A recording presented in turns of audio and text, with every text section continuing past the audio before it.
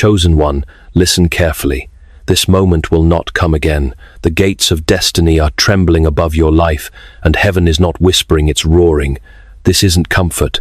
This is a summons. This isn't a gentle nudge. It's a wake-up call from the throne of God. What you're stepping into right now is not random. It's a kairos moment, a divine intersection between time and eternity. You have crossed an invisible threshold, and the atmosphere around you is shifting. Heaven has marked this hour on its calendar, and you are standing inside a moment designed specifically for you. Stop what you're doing and pay attention. In the next 60 minutes, something is about to unfold that will change the trajectory of your life. Someone is being stirred right now to reach out, to speak, to act, to deliver what heaven has prepared for you. It will not be luck. It will not be a coincidence. It will be proof that God has not forgotten your name, your prayers, or your pain. The next hour is not ordinary time. It's divine confirmation that your season of waiting is over, and your season of receiving has begun. You didn't stumble across this word by accident. You were guided here, drawn here, because heaven needed your attention. There is something you must understand before the surprise arrives. There is preparation that must take place in your spirit, so that when the appointed moment comes, you won't miss it. God is aligning your heart right now, so you can recognize the blessing when it stands before you. And hear this clearly. God has been watching you. He saw your faithfulness when no one else cared. He saw the nights you cried in silence, the prayers that seemed unanswered, the worship that came from a broken heart. He saw every act of obedience that cost you more than anyone knows, and every seed you gave when you barely had enough to give. You were never invisible to him. Every unseen sacrifice has been recorded in heaven's account. Now the hour of recognition has come. God is about to show you that he saw it all. He's about to send someone an instrument of his will, who will deliver a surprise so precise, so perfectly timed, that you'll know it could only be him. This is your confirmation, your awakening, your divine interruption. What's coming isn't small, it's supernatural. So still your heart, open your spirit, and listen closely. Heaven is speaking. The next 60 minutes belong to destiny. If your spirit bears witness to these words, do not let this moment pass. Type 777 in the comments below as your declaration of faith. It's more than a number, it's a symbol of divine completion, a sign that you are receiving this message from heaven. When you write it, you are saying, Lord, I receive this word. I know you are speaking to me. Let that simple act become your agreement with heaven's call over your life. And if this message has stirred something in your spirit, subscribe to this channel so you won't miss what God is preparing to reveal next. Stay connected, stay faithful, and keep your heart open, because heaven is still speaking, and your name is still being written into its story. There are two kinds of time in this world. The first is chronos, the time that ticks, the time that counts minutes and measures years, the time that moves in circles on your calendar. It is predictable, steady, and unchanging. You wake up, you work, you wait, and you watch the clock. Chronos is the time of routine. It is the ordinary rhythm of human life. But then there is kairos, the divine interruption, the appointed time when heaven collides with earth. Kairos is not counted by clocks. It is counted by purpose.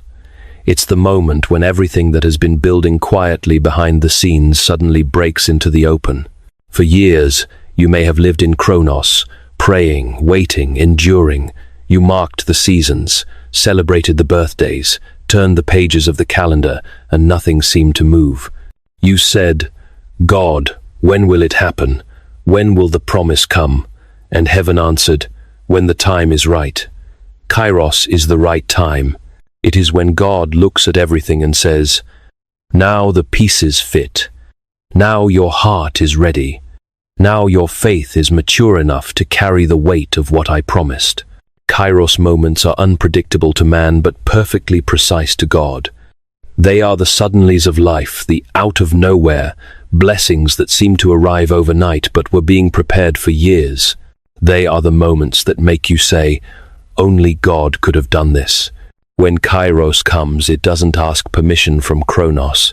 It overrides it. It cancels the schedule, breaks the limits, and rewrites what was possible. That's why Scripture calls it the fullness of time.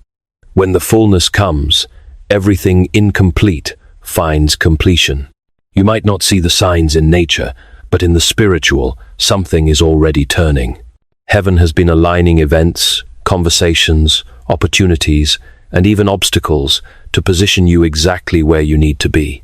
The disappointments, the detours, the delays, they weren't working against you. They were working around you.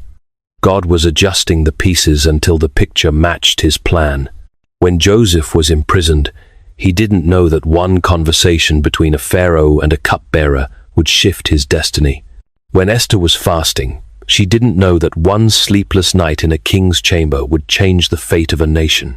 When you are living in Chronos, it feels like nothing is moving, but when Kairos strikes, everything moves at once. And now, that appointed time has come for you. You are stepping into your Kairos moment, the hour when the invisible becomes visible, when the impossible becomes inevitable. Every second you have waited has been building toward this. This is the collision of heaven's calendar with your life story. This is your sudden, your divine alignment, your appointed hour. The clock of earth is still ticking, but heaven's clock has just struck. Now that you understand the timing, you must prepare for the form, because when God moves, he rarely does it the way we expect. We imagine thunder from heaven, angels appearing, and light splitting the sky. But most of the time, the supernatural arrives wrapped in the ordinary. God's surprises don't always look like miracles at first glance. They often wear the disguise of everyday moments. They come softly, naturally, quietly, yet carry the full weight of eternity. In the next 60 minutes, something is being set in motion for you, and it might not arrive dramatically. It might be a phone call from someone you haven't heard from in years. It might be a message that shows up at the perfect moment with the exact words your soul has been longing for. It could be an email, a knock at the door, a stranger's smile, a word from a friend, or a song that suddenly plays with lyrics that sound like they were written just for you. It could be a door that opens without warning, or an opportunity that wasn't on your radar yesterday but demands your yes today. You might think, that's just a coincidence. But there are no coincidences in the kingdom, only divine orchestration. Every seemingly random connection is a thread in the tapestry of God's design. The people you meet, the words you hear, the moments you encounter, they are all divine appointments disguised as daily life. And when this surprise arrives, you will know it's from God, not because it's loud or extravagant, but because it's too precise to be random. It will fit too perfectly. The timing will be too exact. The words will be too personal. It will make you pause and say, wait, how could they know that? I never told anyone. That's the mark of the divine. That's heaven's fingerprint on your story. God doesn't do generic blessings. He crafts personalized miracles.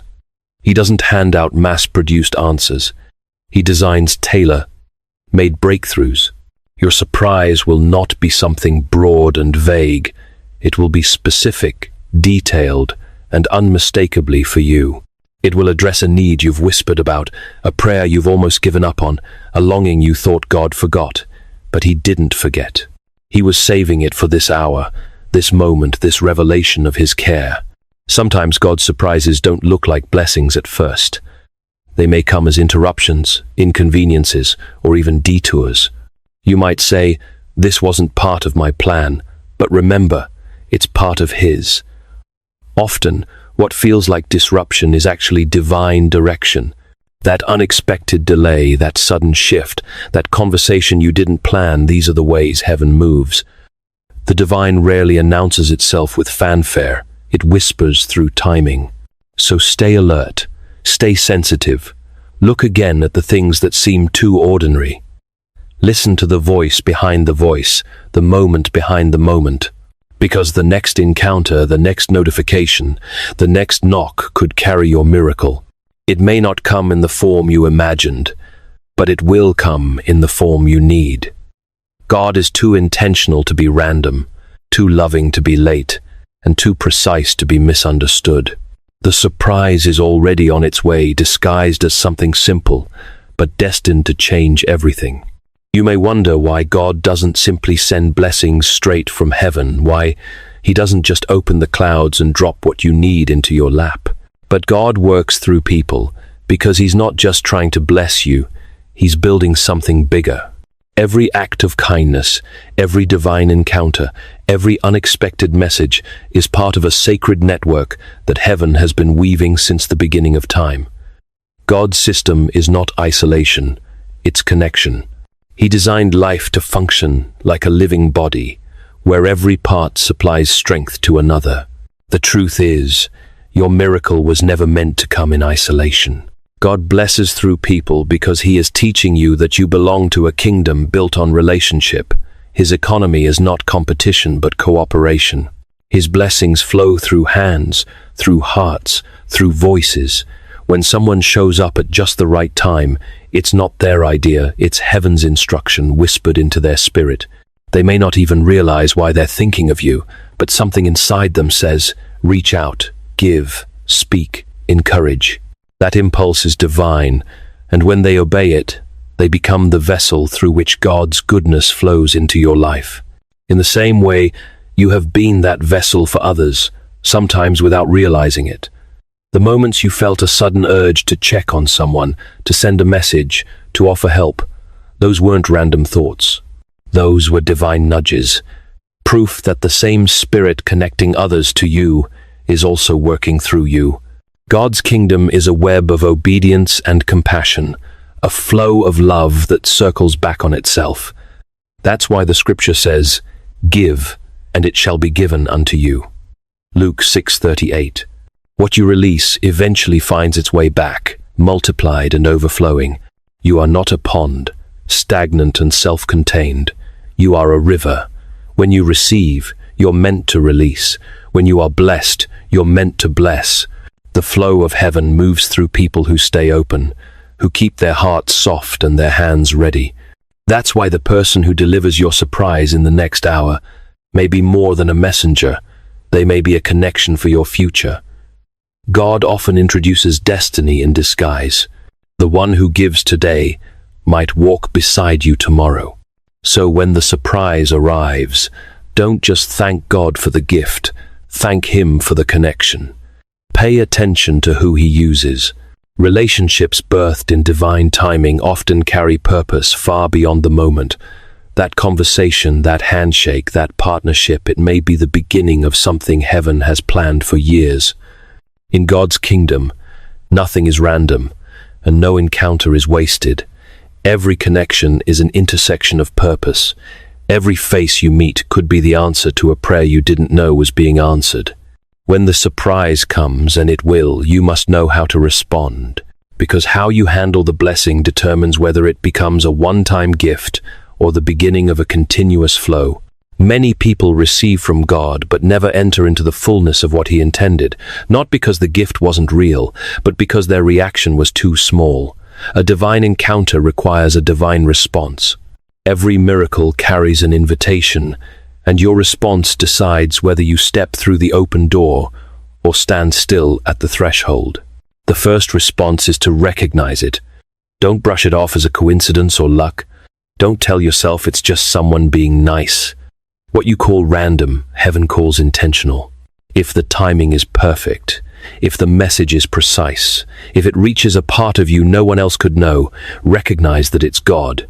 When you see His fingerprints on something, acknowledge it out loud. Gratitude begins with recognition. You cannot thank God for what you refuse to see. The second response is to receive it. Receive without suspicion, without pride, without fear. Some people block their blessings because they feel unworthy or because they're too guarded to trust. But God's generosity is not based on your perfection. It's based on His goodness. Let humility open your hands. Let faith quiet your doubts. When someone blesses you, say thank you, both to them and to the one who sent them. Remember, Heaven often hides its gifts in human packaging. The third response is to honor the messenger. The person who delivers your surprise is not just an instrument, they're a sign of a relationship. Don't treat them as a delivery driver and move on. Pay attention. God may be forming a bond that goes beyond this moment. Ask, Lord, is this connection part of my next season? Sometimes the person who blesses you once is meant to walk with you for years, and sometimes honoring them properly opens the door to future miracles. The fourth response is to obey immediately. Often, the blessing comes with an instruction. The gift is not only provision, it's direction. When God moves, he moves with purpose. Ask him, what are you calling me to do with what you've just given? Maybe it's to start, to give, to forgive, or to step forward in faith. Don't delay. Obedience in the moment keeps the flow open. Delay is the enemy of destiny. When heaven moves, respond quickly. And the fifth response is to reciprocate the flow. You are not meant to be a reservoir that collects blessings. You are a river that carries them. When God blesses you, look for someone to bless in return. When he surprises you, become someone else's surprise. The kingdom thrives on circulation, not accumulation. What you release returns multiplied. Giving keeps the current alive. Gratitude is good, but generosity completes the cycle. Recognize, receive, honor, obey, reciprocate. These 5 actions transform a single miracle into a lifestyle of divine momentum. When you respond rightly, heaven doesn't just visit, it stays. The blessing doesn't end, it expands. And what begins as a surprise becomes the starting point of a continuous outpouring that reshapes your future. Let's be honest, some of you are listening and thinking, this sounds too good to be true. You've heard promises before. You've waited, believed, hoped, and been disappointed. Now, a voice inside whispers, don't get your hopes up again. That voice is not wisdom. It's the scar of past pain trying to protect you. Doubt often disguises itself as caution, but underneath it is fear that God won't show up this time. You've built walls around your heart, not because you don't believe in God, but because you don't want to feel the sting of disappointment again. Yet faith cannot live behind walls. Faith requires exposure. It demands that you risk believing again. God understands your hesitation. He isn't angry at your doubt. He's inviting you to bring it to him. He doesn't need perfect faith, he needs persistent faith. The same way Thomas needed to touch the scars of Jesus to believe. Sometimes you need to see God move again to trust him fully. But don't let yesterday's silence define today's expectation. What failed before was not final. It was a formation. Every unanswered prayer shaped you. Every delay developed endurance. Every disappointment stripped away the illusion that you could do it alone. God was not punishing you. He was preparing you. Remember Joseph. He spent years in prison for something he didn't do. Forgotten by those he helped, ignored by those in power, he had every reason to doubt. But the same God who allowed the waiting orchestrated the moment of release. One conversation, one mention of his name. 1 hour and everything changed. The prison door opened and he walked straight into his purpose. That is how fast Kairos can turn the page. You have lived in the chapter of testing long enough. Now you're standing at the edge of fulfillment. Every moment you thought was wasted has been stored in heaven's account. Every tear has been counted. God has been waiting for the exact moment when the blessing will build you, not break you. That moment is now. So silence the voice of fear. Tell your heart, this time is different, because it is. You are not the same person you were before. You've endured, you've matured, and your faith has been refined by fire. Doubt says, what if it doesn't happen? Faith replies, what if it does? Doubt looks backward and sees pain. Faith looks forward and sees promise. And right now, heaven is calling you to believe again, not blindly, but boldly. Not because you're naive, but because you finally understand that God never fails. The same power that raised Jesus from the grave is still working, still moving, still faithful. Your story isn't over. It's about to begin again. Now that you understand what's coming, the question is, how will you wait? The next hour is not empty. It is sacred. It's a bridge between promise and fulfillment, and how you stand on that bridge determines what crosses into your life. Waiting is not idleness in the kingdom. It is spiritual warfare disguised as stillness. It's the place where faith matures, where hearts are tested, and where heaven measures readiness. The waiting hour is not punishment, it's preparation. So, what should you do right now, this very moment, as heaven begins to move? First, pray with intention. Don't just think about God, speak to Him. Words create space for miracles to land. Say it out loud. Lord, I'm ready. Prayer isn't a formality, it's alignment. It recalibrates your heart to heaven's frequency. Every time you pray, you are tuning your spirit to the sound of His will. In the waiting hour, prayer isn't about asking for more, it's about opening more of yourself. Second, stay alert. Divine surprises often slip quietly into natural moments. Be attentive, listen, notice. Don't drown the hour in distraction or noise. Heaven moves softly, and you must be awake to perceive it. That text message, that thought, that subtle tug in your heart, don't overlook them. When Elijah waited for God's voice, it didn't come in the wind, or the fire, or the earthquake. It came as a gentle whisper. Your miracle may not shout. It might simply whisper, "Here I am." Third, keep your heart soft. Pain hardens us. Disappointment can turn tenderness into stone, but the soil that receives miracles is always soft. Forgive quickly, release bitterness. If you carry offense into this hour, you will mistake God's gift for another wound. Softness is not weakness, it's readiness. When your heart is open, heaven can plant something new. Fourth, worship before you see. Don't wait for proof to praise. Worship is faith's language. It declares, I trust you, even before the outcome. Gratitude before the evidence is what moves mountains. When Paul and Silas were in prison, they sang hymns in the midnight hour, and the chains fell off. Worship doesn't just celebrate miracles, it creates them. The atmosphere of praise invites the presence that performs. Finally, be ready to move. Sometimes the window of opportunity opens only for a moment. The door you've been praying for might not stay open forever, so keep your spirit in motion. When the nudge comes, say yes. When the door cracks open, step through. Don't hesitate. Hesitation is the thief of destiny. This hour of waiting is not wasted. It's the sacred pause before the music swells, the stillness before the curtain rises. Heaven is setting the stage, aligning the characters and adjusting the lights. Stay awake, stay humble, stay responsive, because the next sound you hear might be the knock that changes everything. The next minute could carry the message you've been praying for, and when it comes, you will be ready not just to receive the surprise, but to recognize it as the evidence of a God who never forgot you. When the surprise arrives, and it will, you must know how to handle it. Because the moment the miracle appears, the enemy begins his counterattack.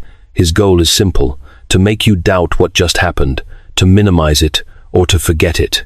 He whispers, that was just a coincidence. Don't exaggerate it. Don't expect it to last.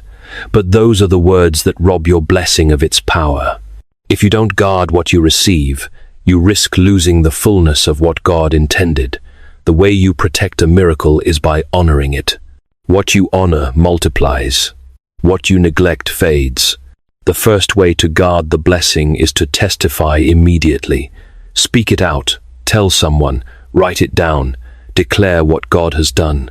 Not to boast, but to build. When you testify, you seal the experience in your spirit. You declare that what happened was real and that it belongs to you. Testimony is both a weapon and a witness. It keeps the enemy silent because he cannot erase what you have spoken in faith. When you share your story, you also strengthen others who are still waiting for theirs. Your obedience to speak becomes someone else's permission to believe. Second, document it. Write the details. Note the time, the place, the person, the emotion. Because memory fades, but written words remain. There will come a day when you face another valley, and doubt will try to convince you that God doesn't move on your behalf. In that moment, your record becomes your proof. You will read what you wrote and remember that God was faithful once, and if he did it before, he can do it again. Third, build on it. Don't let this surprise be a single event that fades into nostalgia. Use it as momentum. Ask God, what's next? The miracle was never meant to be an endpoint. It's a launch pad. Each blessing is a foundation stone for the next level of obedience and faith. Don't camp around yesterday's provision, build toward tomorrow's promise. Fourth, expect more. Treat this not as a random act of kindness, but as the start of a new pattern. The God who surprised you once intends to keep doing it. Expectation is the oxygen of faith. When you stay expectant, you stay aligned. Finally, let it change how you see God. He is not distant, reluctant, or inconsistent. He is a father who delights in surprising his children, who loves being trusted again.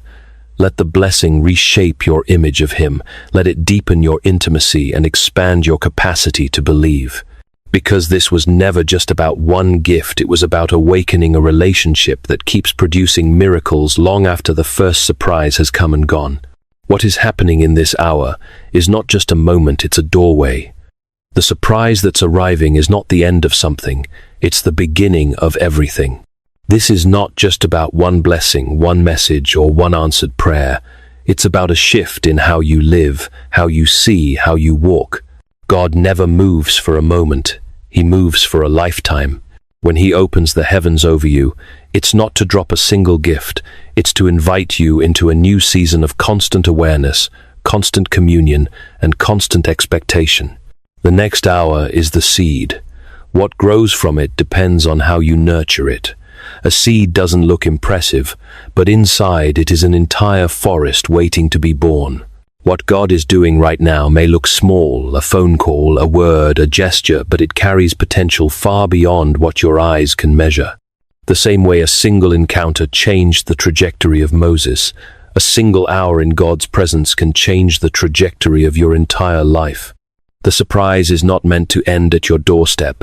It's meant to ripple through your relationships, your work, your choices, your vision, and your legacy. You are not simply entering a new moment. You are entering a new mindset. Once you've seen God move this personally, you can never see the world the same way again. You begin to expect his hand in everything. You stop calling things coincidences and start recognizing divine patterns. You begin to live awake, aware that every detail, every detour, every delay carries meaning. You begin to look at obstacles as potential miracles in disguise. That is the transformation that heaven is after, not just the change of circumstances, but the renewal of perception. From this point on, you are called to live differently. Walk like someone who knows heaven is watching. Speak like someone who carries divine authority. Expect like someone who's already seen the impossible happen. This is your transformation, not an emotional high, but a spiritual elevation. You're crossing from survival to significance, from waiting to walking, from hoping to happening. And as you walk into this new season, understand this truth. God never blesses you without also blessing others through you. The miracle he releases into your life is meant to overflow. You are becoming part of his system of divine circulation. The same power that surprised you will now move through you to surprise others. Your story becomes someone else's prophecy. Your testimony becomes someone else's turning point. This is what transformation looks like. It's contagious. It multiplies. It continues. The next 60 minutes are not just about a single shift. They are about the beginning of a pattern. The heavens are open. The flow has started. The river is moving, and you are in it. From this moment forward, nothing will ever be the same. Not because the world changed, but because you did. Father, I thank you for this sacred hour. Thank you for the unseen hand that led me here, for every moment that felt delayed but was actually designed.